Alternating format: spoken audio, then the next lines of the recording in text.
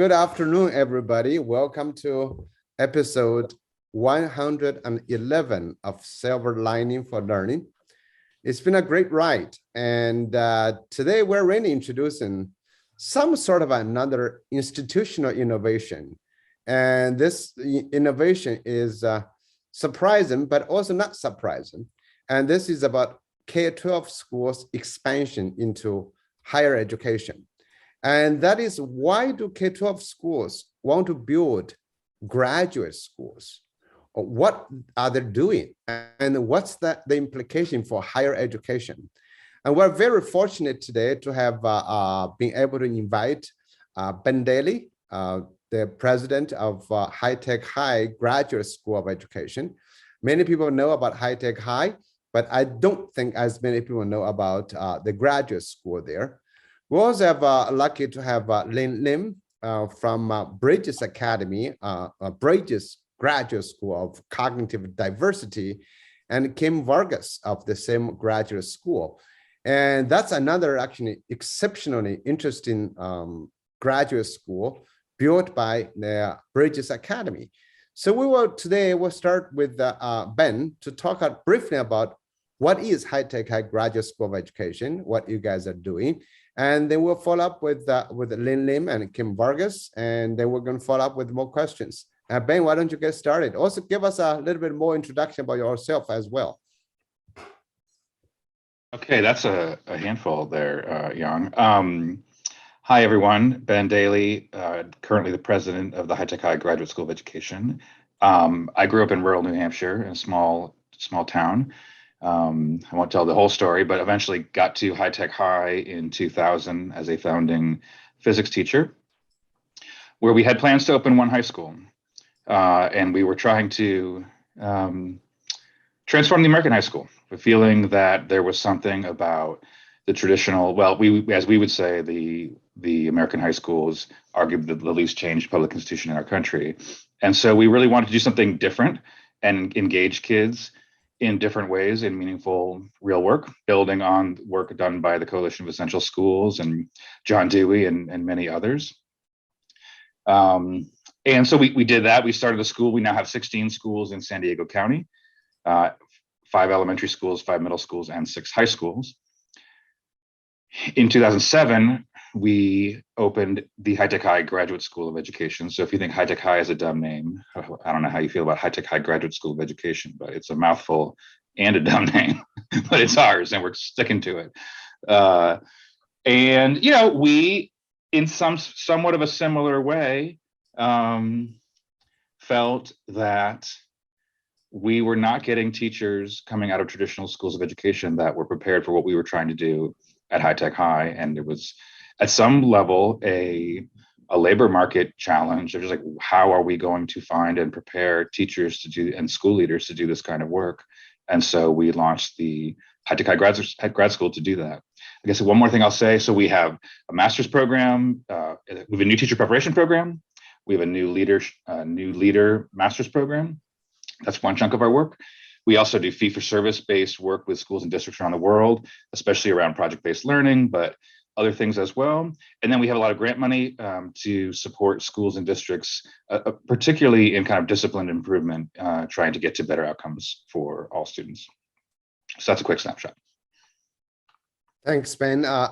Lena, why don't you and Kim introduce about Bridges Graduate School of Cognitive Diversity? Especially, you know, you got a cognitive diversity. That's very interesting. Sure, I'm happy to do so. Hi, everyone. I am Lin Lim, and I'm one of the associate deans at Bridges Graduate School of Cognitive Diversity in Education. So pretty much of a mouthful too. So we like to just shorten it as Bridges Graduate School, or just even shorter, BGS. So sort of you hear all these combinations on there. Bridges Graduate School is the latest offering from Bridges Educational Group, which Kim Vargas is more involved in that, the larger structure. So I'll hand it over to her in terms of introducing that. We're in our 4th year, so it's a very new school. Unlike Ben's affiliation, 2007. That's you've been around a long time. So this is we are in the middle of our summer intensive practicum. So we are largely online school, and then for 2 weeks in summer, it's students are from everywhere in the world. We have students from Singapore, Australia, Mexico, sort of everywhere. We'll gather in person in Southern California for 2 weeks for an intensive, and we're right in the middle of that. So in fact, right after this, we're going to go to our very first doctoral graduating class. So I'm going to hand it over to Kim to just talk about the connection of all the different parts that we have, with the Bridges group. Certainly. Greetings, everyone. Thank you for inviting me. Also, to start out, just a little personal background. My professional background is that of a special ed teacher. I taught in the public school system for 26 years and was lucky enough to adopt a baby that was profoundly gifted, but we didn't realize that there was a twice exceptional learning challenge factor until much farther along in his educational career. We were lucky enough, living in the San Gabriel Valley here in Southern California, to be near enough for our son to attend Bridges Academy High School. It is a school grades 4 through 12. We'd love to have an elementary school, but we just don't have room. But we are grades 4 through 12, college preparatory school. So that's what brought me to Bridges about in 2008. And I so wholeheartedly believed in the philosophy of the school, which is very unlike many. It is, we adhere to a strength-based, talent-focused approach to this highly specialized and complex population of learner. And it in fact is a great way for all children to be educated, not just 2E kids. But anyway, after my son graduated, I begged the headmaster for a job and haven't looked back. As we began as just a school, we recognized that all teachers could really benefit from refining their expertise by way of professional development. As I mentioned before, these practices and strategies for teaching the twice exceptional population benefits all children. So my first position at the school was that of the site administrator for the 2E Center for Research and Professional Development, where we began really serious outreach into the professional community, and starting with annual symposiums, think tanks, and a summer program called Study with the Masters for teachers to come all over and learn what it is that our teachers do on a daily basis. So even though Bridges Academy began as a school about 25 years ago and kind of focused here in Studio City, then we next branched out to this 2E Center. We thought it would be important to be a resource for parents, resource for support, and for, as we say, professional development. So we've got quite an established following, and we've been able to provide a great service to many as a result of the center. The third development that occurred a few years later was 2E News. The founders wanted to retire, and they gave us the first right of refusal. So we began Bridges Media. We took over the 2E News, which had a reader's base of, I believe, about 3,000 families, and have nurtured that, developed it. So we have a whole in-house publishing and media department. The great news about that is we produce a hardbound magazine twice a year called Variations as well. So of those 3 pillars I just mentioned, Bridges Academy, Bridges 2E Center, and the media, through the in-servicing and the workshops we were providing, we definitely saw the need for and the desire for teachers to continue more seriously. So we thought Dr. Susan Baum, who was the on site as the resident expert and professional development advisor for the school. This went over a course of a series of years, and Lin Lim, excuse me if you jump in at any time, but the evolution of this graduate school happened very organically, where there was a great need. Teachers wanted more coursework, and fortunately, the wealth of expertise we had in-house decided to start discussing, how could we make this a hub? How could we make this happen? So Dr. Baum reached out to leaders in the field, colleagues of hers, and over the course of several years began designing the framework for what this would look like. And then it began. We have about 90 students in the program right now, and we offer 3 programs. As Lynn mentioned, it is a 2/3, it's a hybrid program, 2/3 online, 1/3 in person. Of course, as you know, COVID changed everything. So we have had to have some waivers, but this year, many of us are back in person, and it's quite rewarding. So we offer a 1-year, 15-unit 2E certification, and really identifying, then understanding our strength-based strategies, how to teach them best, and also how to do strength-based assessments. Then we also offer a 30-unit 2 years master's degree and a 3+ year 60-unit EDD in cognitive diversity. And Zhao, I just want to mention, and I will stop talking, that you said this cognitive diversity is an interesting term. It is different, or we claim it different because, as opposed to neurodiversity, and Lynn can also expand on this, but our total focus is the information processing system, how students learn. So that has more of a cognitive framework rather than the science framework of neuroscience. So that's where Thank you, Kim. That's wonderful.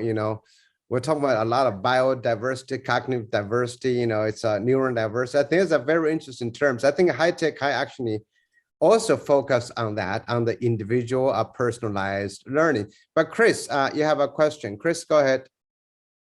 So over the decades, as someone who educates teachers and has been part of schools of education, there's a kind of tension between preparing people for the jobs that exist and preparing people for the visions of education that we have that are quite different and much better than what does exist now.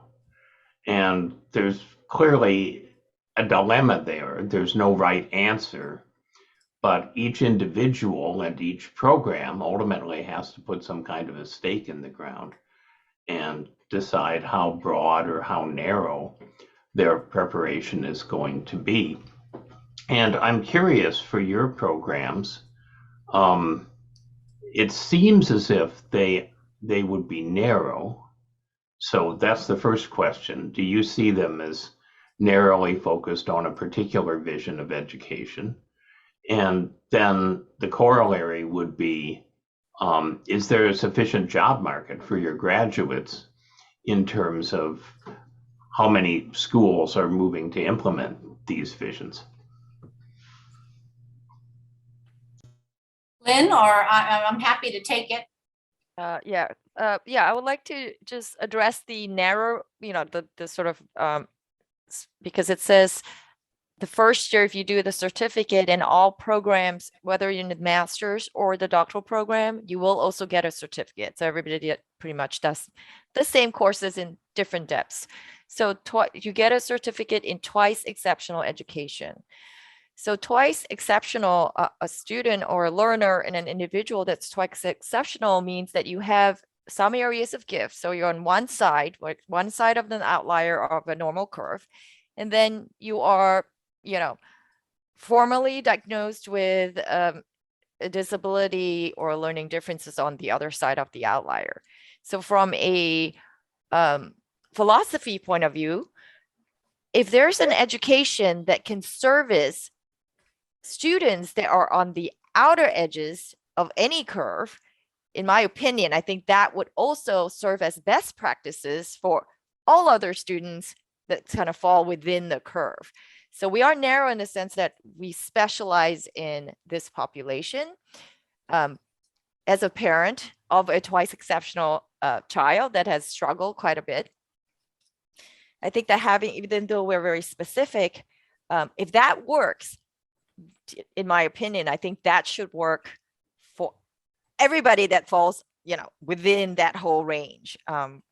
So far, my experience having been born in Singapore and having gone through the Singapore education system, and then as a parent in the United States now going through the US system, A, it's very, very different.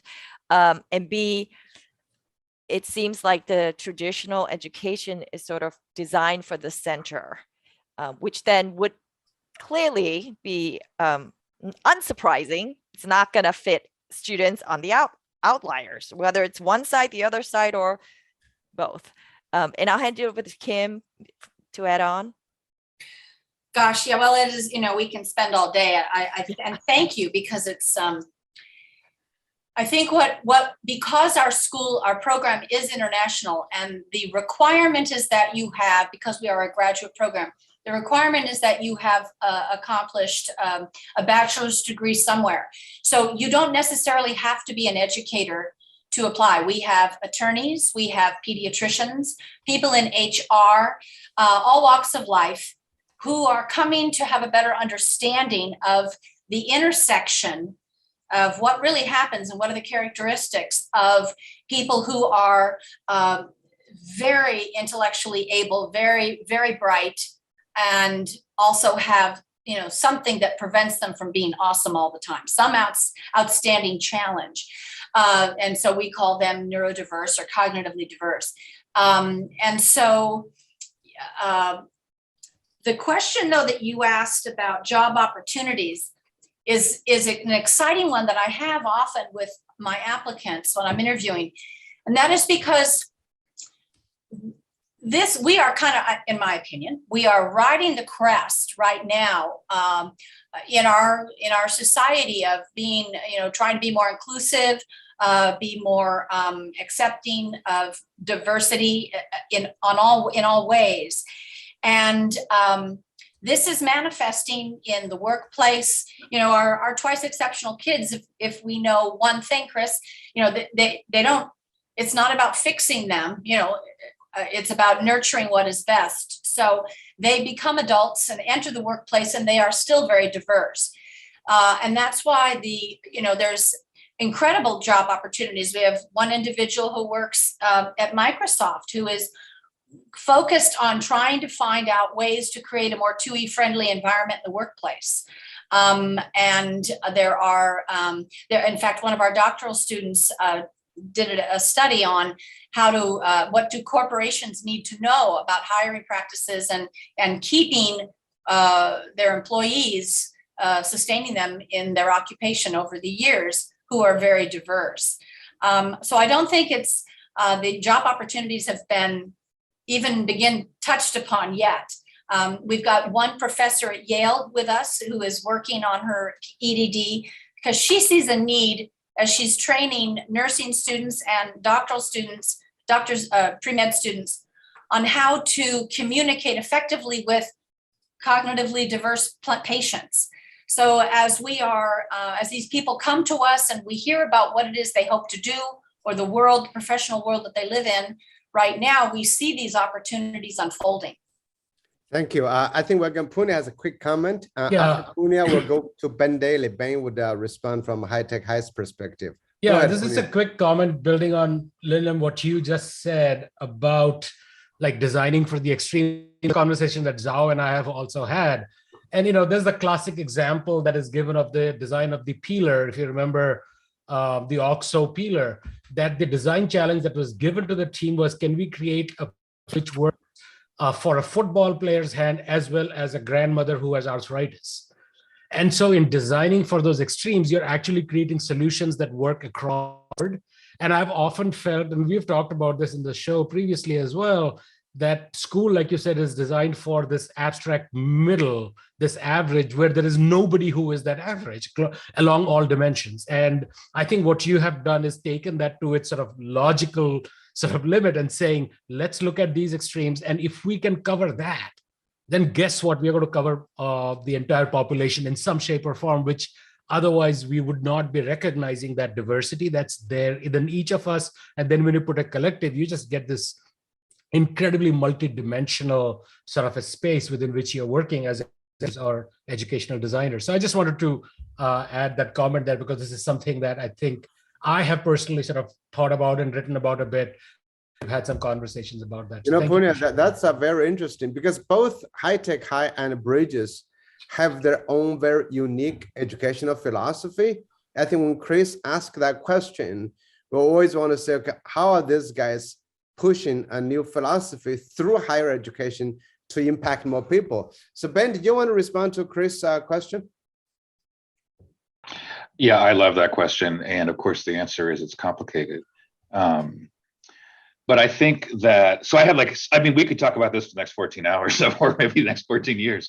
I would say that for us, we are clearly like a place for practitioners and by practitioners. So we do also have some stories of a person starting a software company. But like we are really we are like kind of educators for education for educators, like a very narrow in that sense.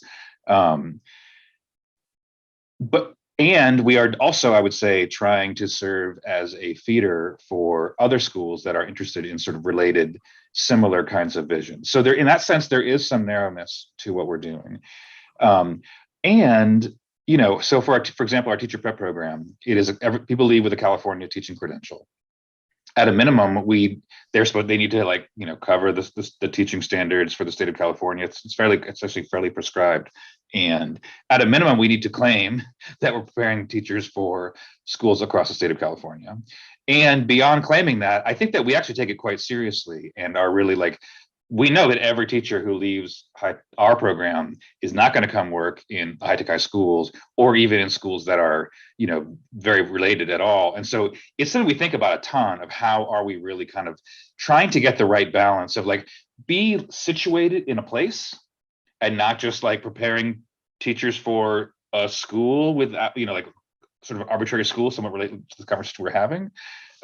So being of a place that's trying to do very particular things, but at the same time, like trying to also be mindful of we are supposed to be preparing and we want to prepare teachers for a broader set of places. And the last thing I wanted to say is that this is like a unrelated point. You know, we have for 22 years hosted thousands of visitors around the world who are interested in the work that we're doing. And we've been very clear from the beginning, like, we've got lots of problems. We're not saying we're so great that we've got it all figured out. And even if it is so great, we don't think the solution is like, you know, a McDonald's on every corner. We're not trying, we don't have like trying to create cookie cutter places like High Tech High elsewhere. We've always been trying to be very grounded, like, here are the principles of what we're doing. How do these make sense to you? Do they make sense to you? How, if and how would you adapt these for your context? So I think that there's like a narrowness and an effort to be broad at the same time. Thanks, man. Kurt, you have a bunch of questions. You want to jump in? Yeah, I was going to ask something later on that I think I'll ask now, and I'll save the question I was going to ask now about challenges and frustrations for later. But Bridges had to be part of your dream, Kim and Lin, and New Tech High for Ben. I'm wondering what aspects of your dreams that you had in forming each of those entities have yet to come true, and what new dreams you've had, precognitions to the next phase of each of them that you're thinking about and dreaming about now at night. So your original dream, what hasn't happened, and your new dreams, what might happen. By the way, Kurt, I just want to correct you. Ben is High Tech High, not New Tech High. New Tech High is High Tech High is different from New Tech High. Okay. Thank you. All right. Yeah. Go ahead.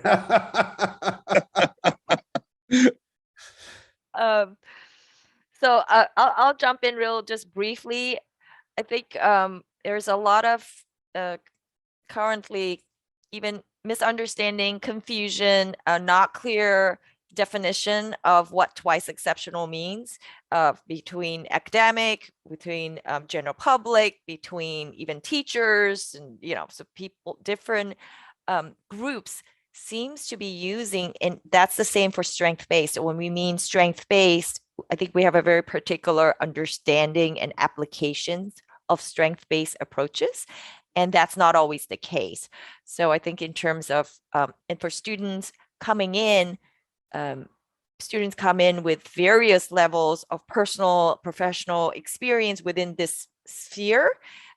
It's not always aligned with what I would call, I guess, the Bridges way of strength-based. So I think that's the part which is the exciting part, because and the challenge, which may jump ahead to your question, Kurt, earlier, is that that's something we're trying to make sure that students coming out of the graduate school and out in the workplace, regardless of where they land, and we do, I think, really embrace, and that's something I'm personally really excited about, that graduates are not only going into education, but really business, all levels, because in my own background is in human development. So I'm really interested in the lifespan, not just within school. I really think about what next, or how do we connect the dots? And I always find it very puzzling where, like K12 is like its own thing within my own experience in our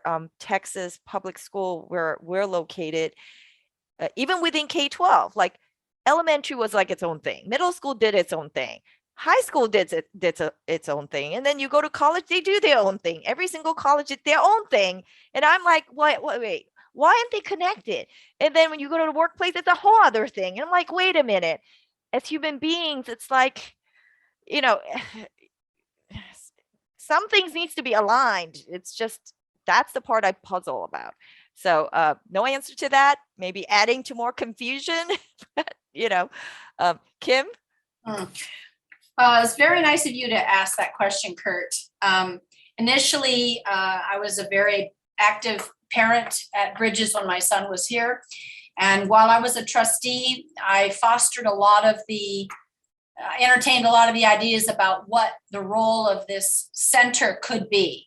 And I am very, very pleased that it has been able to take on and become a hub. And over the years, hearing people say, well, we know that, if we want to get the right information, or if we need support, we just have to call the center. So that is very personally rewarding, also to see that we have honored the pioneers in the field. We continue to foster, outreach, getting the word out, which is still, as Lynn mentioned, it's hard. I participated in the community of practice for many years on trying to, it had been an 18-year conversation on trying to get an agreed upon definition on what exactly is 2E. So that was a real baptism of fire.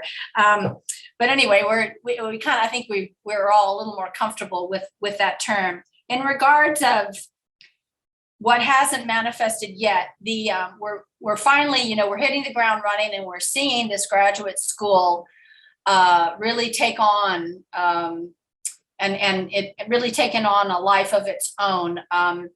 My next goal is to ensure the legacy. I am trying to, in my very limited way with financial skills, I'm trying to establish an endowment. I'm trying to learn about the mechanics of how we can preserve the legacy of some of the really formidable and who've done our professors who've done seminal work in the area. So that's my focus right now, including finishing my dissertation this year. But I really want to make sure that this graduate school is successful. I feel that moving forward, it will be helpful for many other individuals to have it in place. Thanks. Kurt's question is very important, I think, for Ben as well. Not only when you set up something, it might be easy. Let's get a graduate school going, right? We can start graduate school today and then we can close it tomorrow. So when Kim, you're talking about how do you keep going and how do you realize your dream without distorting your dream? So Ben, do you want to share that? I mean, I have to confess, I used to be on Ben's board for many years, so I kind of know the struggle. So Ben, go ahead, share that. That's very interesting to share about your dream and, and your nightmares, possibly. Kurt, thanks for the question. Go ahead, Ben. Yeah, I mean, in addition to having an instructional vision, sort of like a student-centered instruction, and we could talk about all the terms that we use, another big piece of our work has been trying to have social class integration in our schools and racial integration in our schools in a context where we're not allowed to use race in our admissions process. So that's a whole long story. But that has been part of an effort to get to better outcomes for all kids, but especially for students from low-income backgrounds, students who are first-gen, students who are African-American, Latinx, Indigenous, et cetera. And there are stats I can point to of where we have been successful for all students, for students from low-income backgrounds, for students of color, African-American and Latinx in particular. We have 3 times as many kids going to the University of California, for example. So that's great. But do we have equal outcomes? We do not. And so I think that's sort of the vision and the falling short together. That's we're trying to correct, an unequal society, and we haven't done it yet. And there's like a lot to do, a lot to do. The other thing that came to mind as you said that is from the graduate school perspective. Like, so here we are trying to be an integrated entity of a K-12 set of schools, 16 K-12 schools, and then this graduate school. And I'm part of several partnerships between other universities and K-12. And I know from their perspective, we are this like Shangri-La of integration, where it's like, there's all this stuff that we're doing that is actually quite integrated. From our point of view, we feel all the tensions and the jealousies and the choke points of trying to work together, but we have different rhythms. And as a grad school, we're just chasing after grant dollars a lot, and then of course, we have to do the things that you got the grant to do, which is not the same thing as like helping your colleague down the hallway. And so there's just like ongoing tension for us to speak to. And then I think last thing I'll say, I think maybe connected to what you were sort of hinting at, Young. I mean, the accreditation process, it was actually, I would not say it was like, start a school, end it tomorrow. I mean, it took us 8 years to get accredited, which is what it takes in the Western states. It was a very painful process. I think some good things came from it, but also what came from it was a lot of kind of like getting pushed back into the box and like saying the right words the right way, which is, and words affect thinking. And so, we purposely did stuff differently. And then it was like, you're saying it wrong. We're like, yeah, I know. Like, we all went to grad school. We know what the right way to say it. We're purposely saying it this other way. It was like, yeah, but you're supposed to say it this other way. And so then we're like, okay, so we start saying it the other way. But then all of a sudden you're kind of doing it the other way too. And so that has just been a kind of keeping what you're after and keeping it fresh and keeping it different is not a simple matter. And I would say, we're working on it, but it's not perfect. But then you also, you're just a step ahead of us. We are deep in the throes of accreditation right now, Ben. And exactly, the rewrites. We hired someone to help us almost with the translation. And so thank you for saying that. I was going to ask you about your accreditation process. Well, I was going to ask, I'm sorry, Kim. I was going to ask this question later, but it's a question which doesn't need answer, which I've been puzzled. All these innovative education programs want to be acknowledged, recognized by traditional approaches, which is really, really funny. So in a sense that, you're great, you aim to do something different, like as Ben said, but at the same time, we want the old guys to say, I'm still okay. So anyway, so that was, sorry, Kim. No, that's it. And finding qualified people to evaluate your program has really been a challenge. The people who, well, anyway, it's been a lot of translating and a lot of thinking before we speak. All right. Can I just say one note of hope? Because I think it's important, Young.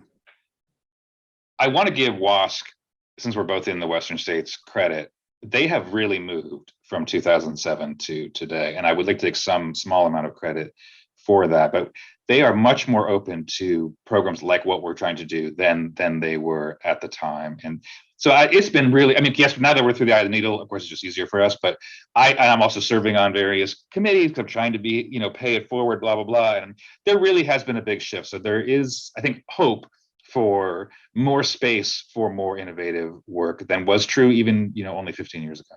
Mhm. I just want to add one simple story. Summerhill School, which is not really a new school, it's been over 100 years.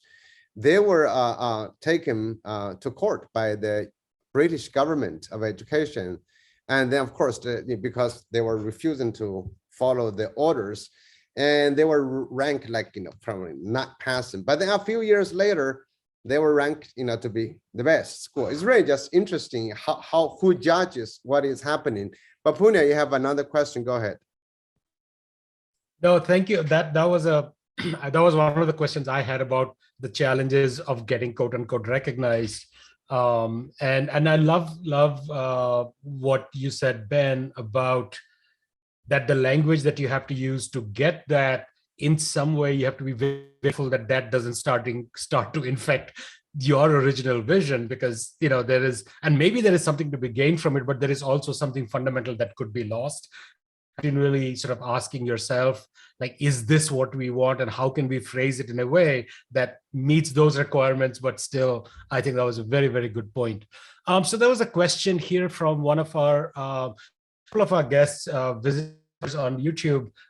John is in Ireland, Priyank is in India.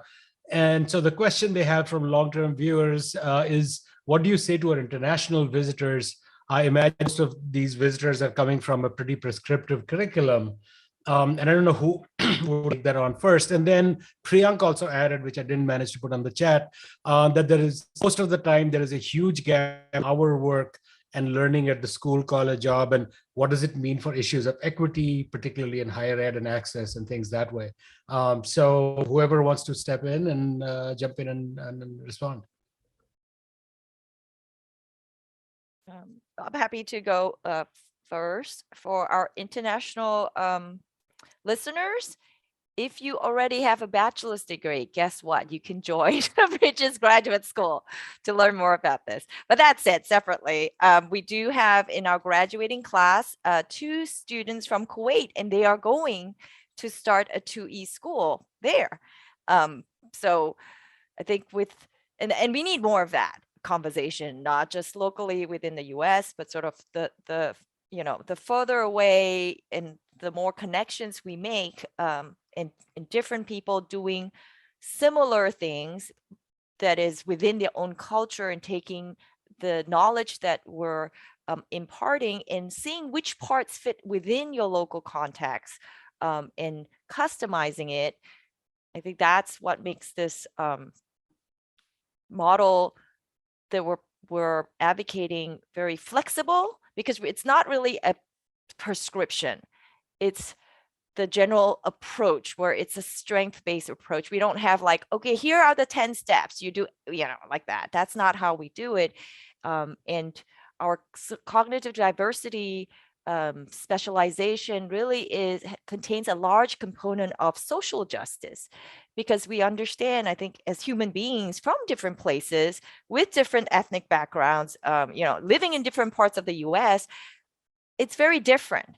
And that's a part we really honor and feel that's it's actually empowering, because you're, instead of being told do X, Y, and Z, kind of like the robot, you can go, these are the general framework and thinking, and then you apply it to what makes sense to you locally.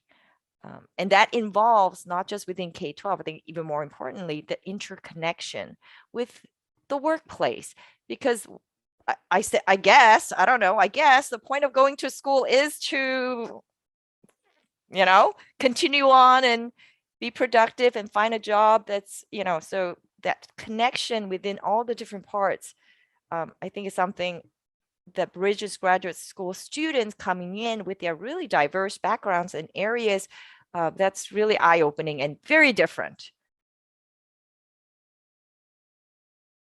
So I was thinking about how when we've had many visitors over the year from many places, and there is kind of these, like, we talk about like the Kubler-Ross stages of visiting high tech high, and kind of it starts with like confusion, and then like some excitement, and kind of this like, oh, we need to do this, but then and then it kind of goes into this sort of like despair and anger, and we try to get people through that pace and then back to like the hopeful part again, because, and this is part of, it's like, whether you're visiting from a large comprehensive high school down the street or another country, there is this translation work that absolutely has to happen. It's like I said before, we're not trying to just like replicate exactly what we're doing. So that it's a simple question with a long answer, but I think we're sort of just trying to help people think about, here's what we're trying to do. What in your context, what piece of this makes sense to take with you? So it's kind of an unsatisfying answer, I think, but that's some of the work that we try to do. Now, if I can just add a quick comment before Chris asks his question. So one of the projects that I worked on here at ASU was working with the design team with a local school. And one of the things we did was the team went and visited High Tech High. And it's not that it was replicated, but it was like, what can work within the public school system that we can create. And that was, I can send you more information about it, but like, I really feel it's one of the most successful things I've ever done to be able to be a part of that team that created that school here locally. But I completely hear what you're saying. Just wanted to add that there. Chris. So I have a question about the doctoral programs. As we know, there's many different kinds of doctoral programs, and Harvard's PhD program is so far towards the extreme end of the research spectrum that they had to start a sort of doctor of practice program, the EDLD, in educational leadership, for people who wanted to hold practice roles, because it just didn't make sense for them to get this extreme research doctorate. And there's lots of other variations. So for each of your schools, I'm curious as to how you would characterize the kinds of skills that doctoral students come out with and the kinds of roles that you see them taking. I'm happy to start on that. Because everyone comes from different backgrounds, the first year of the doctoral program, actually the first year of all three programs, is the same. We want to make sure that everyone is comfortable with the definition of terms. What do we mean by strength-based talent-focused education? What do we mean when we say use the term gifted? What does asynchronous growth really look like? I could go on. Anyway, so we begin initially, but the doctoral track, in the second year, you meet with your advisor, and you start, and of course you've got there are 3 research courses that you take, your qual, your quant, research course. That starts, that actually starts right away. And then it's large, it is personalized, we practice what we preach, but there are 3 tracks from which to choose for the doctorate. It could be a leadership role where, if you were going to be back into the educational systems, if you want to be, if you're going to be a gifted coordinator or be a head of programs, you might want the leadership, or if you wanted to start a school, learn how to, even a micro school. So people who are, or maybe who are looking even more for advocacy, would take that leadership track, and that would, there would be certain electives, and internships associated with that track.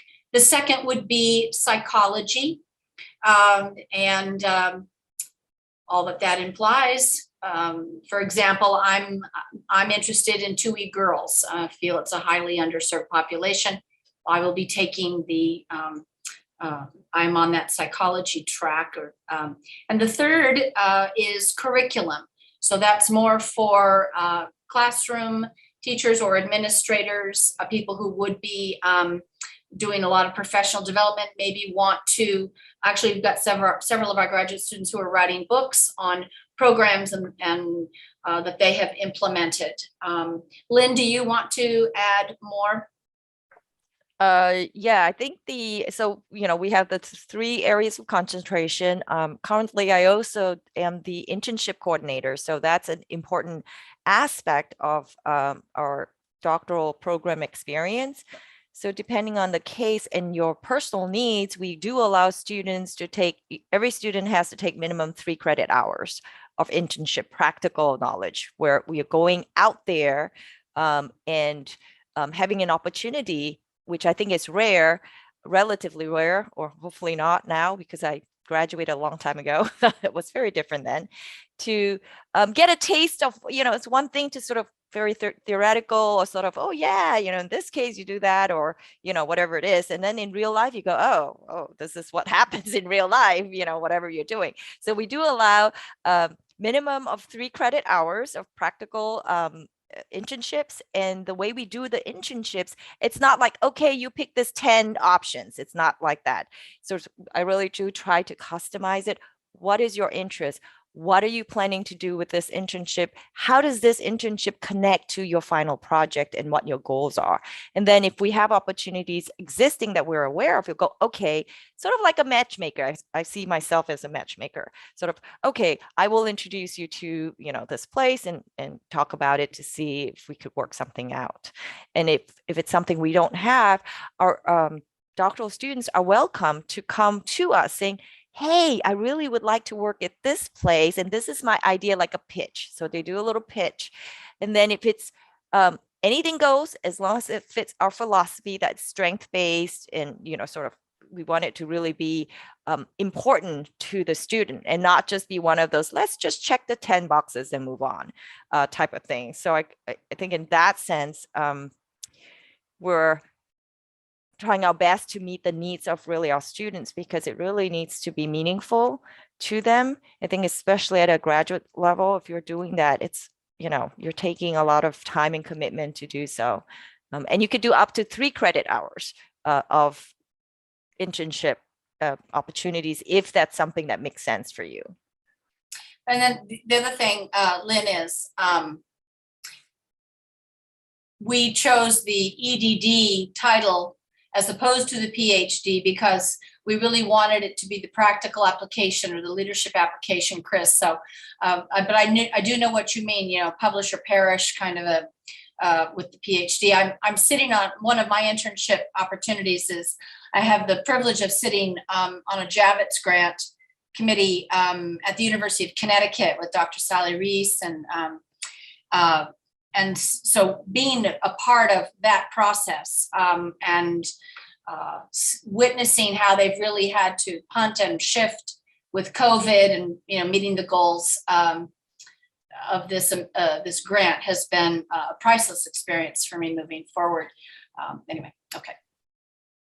So we don't have doctoral programs, at least not yet, but I do want to say a quick thing about it because I'm part of this effort that Tony Brake, the Carnegie Foundation, started of trying to push on the dissertations coming out of EDD programs. And so as part of that, I actually, earlier this year, I sort of read/skimmed 100 dissertations that had come out in the previous year that were allegedly about improving something. And what struck me is people, my higher ed colleagues get mad when I say this, but it's just so striking that, I'm loath to say something positive about Harvard. However, the EDLD program is a really strong program. And I've known we have several people who have come and done internships with us. They're even working here now. So I really appreciate the move that Harvard has made to make that a more practitioner facing degree. It's so striking to me how many EDD programs are really a PhD program, but not as hard and not as much writing and not as much reading. And it's just we're not just doing a watered down PhD. I'm like, yes, you are. I mean, I did one. Come on, it's not helping people with practice, and I just don't really get it. So that I just think there's so much work to be done there. Yeah. Kurt? Sure. So I'll go back to the question I was going to ask earlier. Reflect back to when you first started at Bridges or at HTH. What were the challenges you were facing then? Be they infrastructure, scale, awareness, keeping the curriculum current, funding, familiarity, ambiguity, infrastructure. And what might be the challenges that you're facing today, and how have they changed over that time, first to 2022? I have a hard time saying 2022. I still don't believe it. And here we are in June, So if I can just add to that question from John, which I think fits in, which is one of the challenges is sort of communicating the vision. And he speaks to how when he tries to sort of present some of these ideas, teachers roll their eyes or people roll their eyes. And so how do you go about that aspect of things, like we've done there, but that's not for us, or we can't do it, that as one of the challenges. So something that I do actively, I do try to present and submit proposals at different types of conferences, really as much as I can outside of sort of the mainstream quote unquote audience. The way I do it is my content is pretty much the same, but I do very carefully craft and, like Kim says, translate my call for proposal, including the titles for certain places. If I'm going to go with my usual title, even though it's the same content, just the title is going to put people off, not because, and I think those are really the audience we would like to have the opportunity to engage with. So I really try my best to sort of use something that would bridge and allow them to be open, or at least, to be able to have that conversation to that. So, when people look at the list of titles and places I present at, it may come across as like, oh, why do you call it that?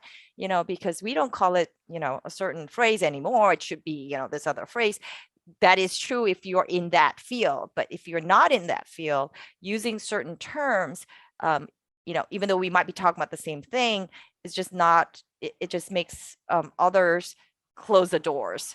So that personally, that's sort of, I try to really think hard about when I'm trying to reach people that, I think it's important to have a conversation. How do I reach them? Like, I put myself in their shoes, and what is acceptable to me that would allow that conversation to happen. And so far, luckily, and fortunately, I would like to share that when I go to those spaces that usually I think I wouldn't be in, people have a lot of questions and they're very curious. You cannot tell any difference with the audience once you're in, presenting on there. Although the groups or the association may look very different, what they say they do is very different. The audiences are really remarkably, I can't tell the difference when I go in. Well, you've hit it on the head too, Lynn.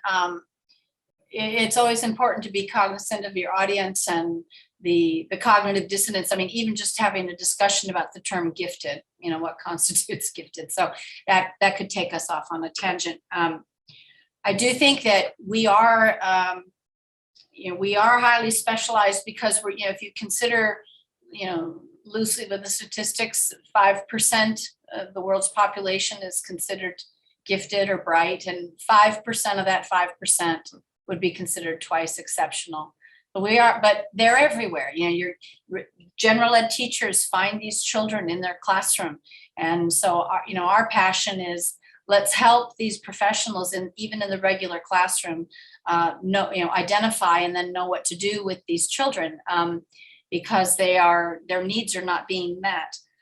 So the terms are tricky, and promoting the term, this question here about, how are we supporting a community of learners? Well, at our school, we do a lot for parent education, by way of parent education.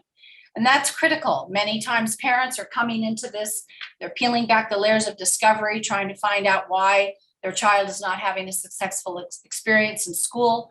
Many times they come to us in crisis mode, and they're just trying to wrap their head around, as if parenting isn't humbling enough, right? Then you deal with all these other variables. So trying to help develop a community within our school here of parents who are comfortable with the terms, and trying to help get these teachers out of their silos. You get a special ed silo and the gifted silo, you know, we're trying to bring it together so that we can have other conversations, because with these kids, the different characteristics merge when you've got these silos that intersect. And anyway, there was another question though that you did ask Kurt, and I'm forgetting what it was. It was all one question related to the types of challenges that you're facing today, and have the challenges vastly differed from when you first entered Bridges. Okay, well, I'll just quickly tell you, yes, we were a very small school when I entered. The parent association meetings, you know, met in the headmaster's office. There were 5 or 6 of us. We wore many, many hats. I'm trying to keep returning these hats and put them back on the shelf. I don't need to do so many things anymore, but we still do have that nurture quite a community. If someone needs help, you know, even if it's not in our wheelhouse or in our jurisdiction, we will help colleagues, we'll help other teachers. And I do also think that with our particular population, nobody just wakes up one day and says, hey, I think I want to study these kids. You know, there's usually a personal story associated with coming to this neurodiverse world and or cognitively diverse world. And so I like to ask that question. You know, a lot of our students in the graduate school, they've got a younger brother or family member, or maybe they've just recently been diagnosed and they're on their own personal discovery of empowerment. I think the overall goal for the school that still remains and that I'm very proud of is that we're trying to graduate children who are young adults who are the architects of their own lives. We want them to be very self-aware, to know what they need to have in place to be successful. And that means, you know, that's the good, bad, and the ugly. They need to know what has to be in place for them to be successful. And so those are sometimes difficult conversations to have with family and for kids to discover it. But when they're in a psychologically safe environment that the school provides over the years, it becomes easier, and everybody's the same here. We're all working on that. So there's a lot of good camaraderie. I'm very proud to say too that we do graduate students who are tremendously compassionate and empathetic to others. And I think moving forward, that's a generation that I can be proud to be associated with. I know. Sorry, go ahead, Kurt. We're just running out of time. I want to make sure Ben get a chance to. Right, that's what I was going to say. And if Ben, you want to add a corollary, first use the word corollary to it. What skills do you need to make it? So people are going to watch the show who want to build their own schools. And so what are competencies and skills that you brought to make it succeed? Yeah, so there's a lot here. Yeah. You know, John's question he talked about high tech high, and then people kind of roll their eyes. So John, you may already know this trick, but to me, a very effective move that I have learned is we get a group of people together and we say, tell us about a time when you were an adolescent, either in school or not in school, where you had an incredibly significant learning experience. What was that? And think about what it was, and then think about what made it so significant. And turn to your neighbor, quickly tell them about the story about it, but then get to what made that learning experience. Why was that your most powerful or most significant learning experience? And people say there was a one-on-one mentor, there was fear of failure, there was a public display of what I did. They always say all the same things. And I did this as part of a keynote in Hawaii one time to like 150 educators, and then everyone was calling out the features. And this guy came up to me afterward. He said, that was amazing. Like, they all said all the things that you would have wanted them to say. And I said, yeah, I know. And he said, oh, you've done this before. I said, yeah, everyone always says the same things. And so I think that what I find to be powerful about that method is it's not some professor lecturing to you about like what schools should be. It's like, no, you said this was what made your most significant learning experience. And how does what's happening at most days around here really comport with that? And I was like, oh, not that much, actually. Yeah, how could we do a little bit more of that? So that is an exercise that I hope gets out of the eye rolling space and into like a sort of envisioning space of what might we do next. So I want to really thank you all for this apparently never-ending conversation. I just have really two simple comments. One is that I have really taken the twice exceptional children as a normal. So I was hoping Bridges would become the normal for everybody. Strength-based. I've written quite a lot about strength-based, passion-driven education.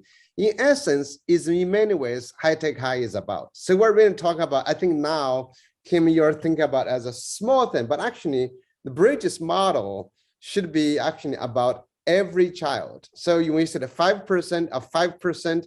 I don't agree. I think everybody is twice exceptional. The jagged profile idea. You have strength, then you have weaknesses. Of course, High Tech High kind of thing, right, was built to start a new revolution, to replace schools. So you guys now have 11, 13 schools now, and plus the graduate school, right? And 16, yeah. Yeah, so you are moving forward. So I think this is a great movement, and I want to thank you, Rainey, for bringing this conversation. But K12 is entering higher education in some very interesting ways, and maybe you can help push Harvard out of business someday. Chris, I'm sorry to say that. By then you should be retired. But anyway, thank you so much. And we will take a 4th of July break next week, and we won't have a show, but after that we will have one. Thank you.